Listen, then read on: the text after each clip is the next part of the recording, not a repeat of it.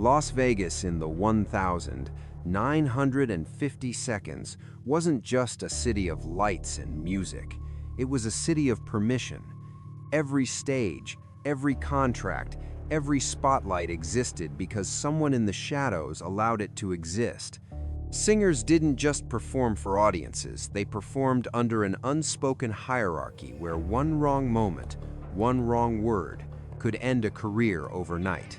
And everyone on the Strip understood that some men didn't buy tickets, they owned the room. On one packed night at the Sands Hotel, Dean Martin was halfway through his set when one of those men made himself known. Loud, drunk, powerful. A mob boss who didn't come to listen, he came to remind everyone who really controlled Vegas. At first, it looked like harmless heckling.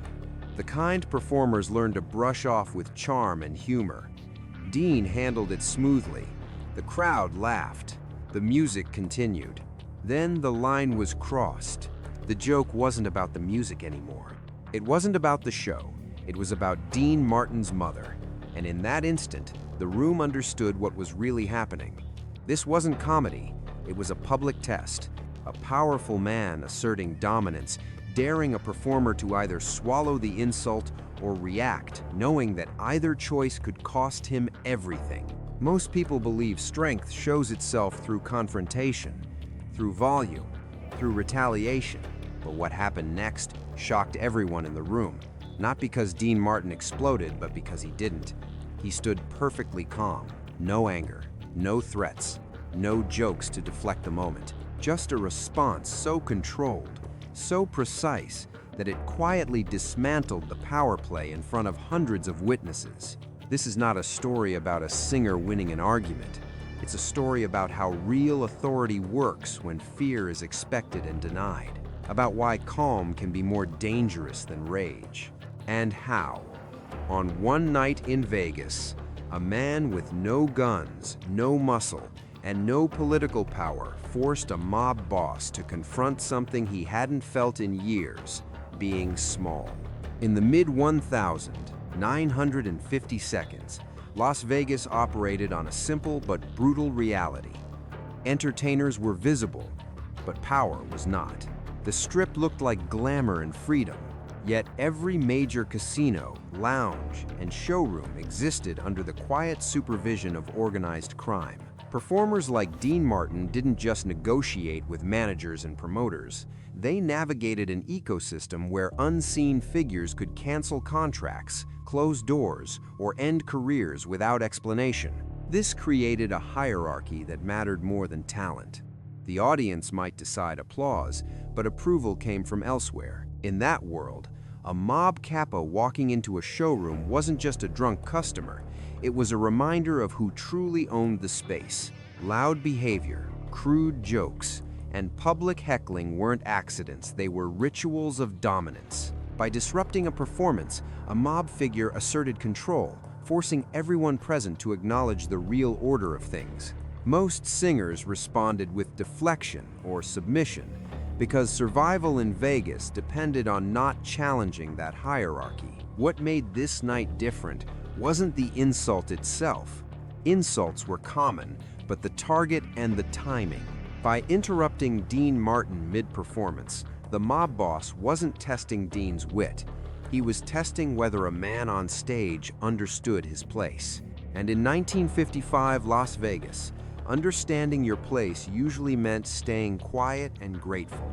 In that room, everyone understood the difference between heckling and humiliation. Jokes about a performer's act were tolerated. Even crude remarks could be smoothed over with charm. But bringing a man's mother into it was something else entirely. It wasn't about comedy anymore, it was about identity. In Italian-American culture, a mother isn't just family. She's origin, sacrifice, and moral authority. To mock her publicly is to challenge the values she passed down and the man who carries them. That's why the air changed the moment the joke landed. The laughter stopped, not because people were offended, but because they recognized the test being imposed. The mob boss wasn't trying to be funny. He was asserting dominance by choosing a subject that forced a decision. Ignore it, and you accept being diminished in front of witnesses. React with anger, and you invite retaliation from someone who thrives on escalation. Either path ends with the performer losing control of the situation. For Dean, the insult carried another weight. His mother represented the discipline and restraint that shaped his public persona, the calm, unshakable presence audiences admired. To let that insult pass would mean betraying the very foundation of his character. Yet responding recklessly would hand power to the very person attempting to seize it. The line had been crossed in a way that demanded a response, but not the kind the mob boss expected. This is where most confrontations fail. People mistake volume for strength and speed for courage. They rush to defend pride with aggression, not realizing that aggression is exactly what a bully wants. The insult was designed to provoke a loss of composure, to transform the stage into a battlefield where the rules favored the man with influence and muscle. Refusing that transformation was the only way out. So, when the room fell silent, it wasn't waiting for a punchline. It was waiting to see whether Dean would surrender his values for safety or sacrifice safety to defend them. The insult to his mother forced a choice between fear and self-respect, and the shock that followed came from realizing he found a third option, one that preserved dignity without igniting violence. When Dean Martin finally spoke, the most unsettling thing wasn't what he said, it was how he said it. No raised voice, no sharp edge, no attempt to win the room with humor or applause. In a space where power usually announced itself through volume and intimidation, Dean answered with something far more disruptive: absolute emotional control. And that control immediately shifted the balance. The mob boss expected one of two outcomes. Either Dean would ignore the insult, signaling submission, or he would lash out, creating justification for consequences. Both paths preserved the existing hierarchy. What Dean chose instead didn't fit the script. He reframed the moment from a confrontation into a lesson, not by lecturing, but by calmly redefining what strength actually looked like. In doing so, he denied the mobster the one thing he came for: dominance. This is the critical mistake bullies make. They believe power is proven by how much fear they can generate. Dean's response exposed the opposite truth. Fear only works when the target accepts it. By speaking slowly, deliberately, and without hostility, Dean removed the emotional fuel that escalation depends on. The mob boss could threaten, but he couldn't force Dean to become smaller. And without that collapse, the threat lost its meaning. What made the moment devastating was its precision. Dean didn't insult the mobster back. He didn't challenge his authority directly. Instead, he held up a mirror and let the room see what was happening. By talking about dignity, character, and how people behave when they believe they are untouchable, Dean reframed the insult as evidence of weakness rather than power. The mob boss wasn't exposed by accusation. He was exposed by contrast. Silence did the rest of the work. The audience wasn't cheering because they sensed something more important than entertainment was unfolding. In that silence, the mob boss realized he had lost control of the narrative. Any aggressive response now would only confirm the point Dean was making. Violence would look insecure. Retaliation would look childish. Walking away angry would look defeated. For the first time that night, the mob boss had no winning move. This is the hidden strength of composure. It doesn't attack, it isolates. It forces the aggressor to confront himself without giving him an enemy to fight. Dean didn't overpower the mob boss, he outgrew him in front of witnesses. And in a culture obsessed with dominance, being revealed as smaller than the man you tried to humiliate is a form of loss that lingers. That's why the room felt different afterward. Not relieved, not excited, but recalibrated. Everyone present had just watched the rules shift, if only for a moment. They saw that authority could be challenged without force, that dignity could neutralize intimidation, and that calm, when chosen deliberately, could be more dangerous than rage. In Las Vegas, where fear usually dictated outcomes, Dean Martin had shown another way to win by refusing to play the game at all. What happened after the spotlight dimmed mattered more than what happened on stage. In Las Vegas, public humiliation is one thing, private reckoning is another. When Dean Martin stepped off stage that night, the hierarchy everyone believed in was already cracked. The mob boss had walked into the showroom expecting control. He walked out carrying doubt, and doubt is lethal to men who rule through certainty. Backstage, this wasn't a victory lap. There were no celebrations, no bravado, no sense of triumph. Dean didn't behave like a man who had won. He behaved like someone who had simply refused to lose himself. That distinction mattered, because in the logic of organized power, retaliation usually follows disrespect automatically. Silence, instead, signals calculation. And calculation means something unexpected has happened. The private confrontation that followed was not about threats. That was the shock. The mob boss no longer needed to assert dominance. He needed to understand why it had failed. For men like him, violence is easy, fear is familiar, but being neutralized without force leaves no script to follow. There is no punishment that restores face without confirming weakness, no show of strength that doesn't validate the very criticism just delivered in public. This is where power quietly inverted. In that moment, Dean was no longer a performer negotiating safety. He was the stable reference point in the conversation. Calm does that. It flips roles. The man who expected obedience now needed closure, not revenge, meaning he needed to know why someone would risk everything and yet show no hostility, why someone would confront power without trying to replace it. And the answer was devastatingly simple, because the confrontation was never about power at all. Dean hadn't challenged the mob boss's influence, money, or reach. He had challenged the idea that those things conferred moral authority. Once that idea was exposed as hollow, retaliation became pointless. You can destroy a rival. You can't punish a value system without acknowledging it exists. Any attempt to do so only spreads it. This is why respect followed instead of violence. Not the loud respect of fear, but the quiet kind reserved for people who can't be manipulated. In criminal hierarchies, these people are rare and dangerous in a different way. They don't threaten your position. They destabilize your justification for holding it. After that night, Dean Martin wasn't untouchable because of protection. He was untouchable because touching him would prove him right. Any move against him would turn a single incident into a symbol, and symbols are far more expensive than enemies. That's the final shift most people miss. The mob boss didn't back down because he was defeated. He backed down because he understood something had changed permanently, not in Vegas, not in the industry, but in how this one man would be perceived from that point forward.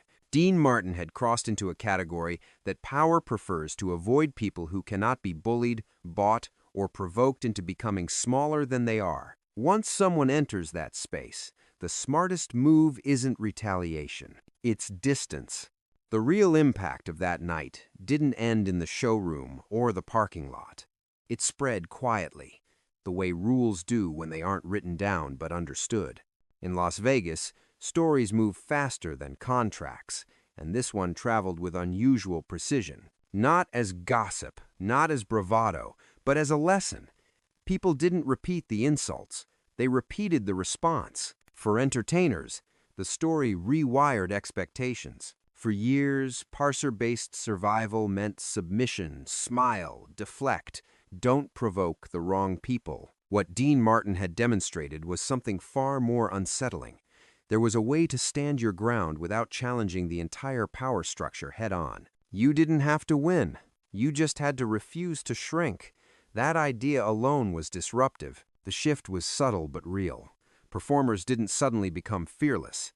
Vegas didn't transform overnight. But the mental map changed. There was now proof that composure could be armor. That dignity, when held consistently and publicly, created a kind of insulation fear couldn't easily penetrate. Not because it eliminated danger, but because it changed the cost of aggression. Any move against someone who behaved like Dean would no longer look like discipline, it would look like insecurity. That's how moments become standards. What made the incident endure wasn't the presence of a mob boss or the setting of a famous casino. It was the clarity of the response. Dean Martin didn't moralize abstractly. He didn't posture. He simply articulated a principle and embodied it under pressure. That combination is rare. Principles without pressure are easy. Pressure without principles produces chaos. This was both at once. Over time, the story detached from the individuals involved and became something larger, a reference point. People would say, "Remember what Dean did," not to glorify confrontation, but to explain restraint. It became shorthand for a way of behaving when you're tested in public and the stakes are real. Not loud courage, quiet certainty. That's why the story survived long after the players were gone. Not because it exposed cruelty, but because it revealed an alternative. It showed that power doesn't always retreat when challenged. Sometimes it steps aside when it realizes escalation will only make it look smaller. And that realization only comes when someone refuses to respond the way they're expected to. Dean Martin didn't dismantle a system. He didn't change Vegas. What he did was more precise. He carved out a narrow but permanent space where intimidation stopped working. A space defined not by authority, but by self-possession. And once that space exists, it never fully disappears. Because long after the music fades and the room empties, people remember the rare moments when someone chose to stay calm and in doing so, quietly took control of everything that mattered. In the end, this wasn't a story about a mob boss, a nightclub, or even Las Vegas. It was about a choice made in real time, under real pressure. Dean Martin didn't walk onto that stage planning to challenge power. He didn't want a confrontation, and he certainly didn't want a reputation for defiance.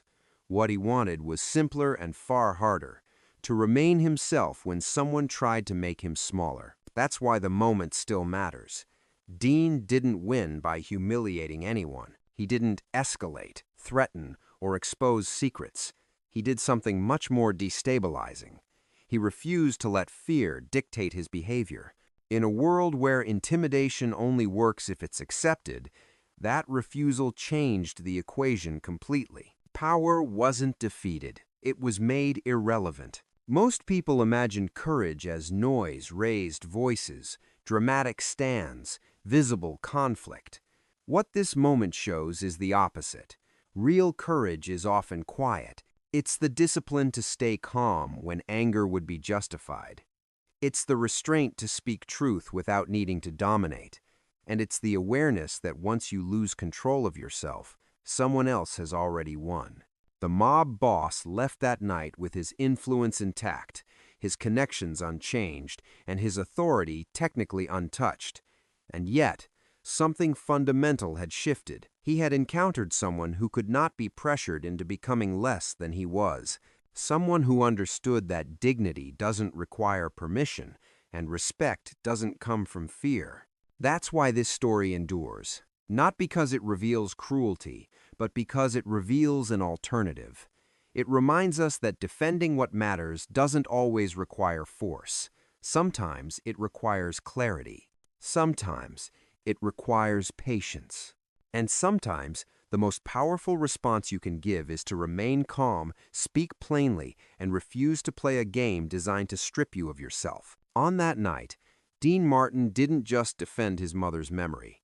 He showed that character, when held steady, can outlast intimidation. And that lesson, quiet, uncomfortable, and deeply human, is why people are still telling this story decades later.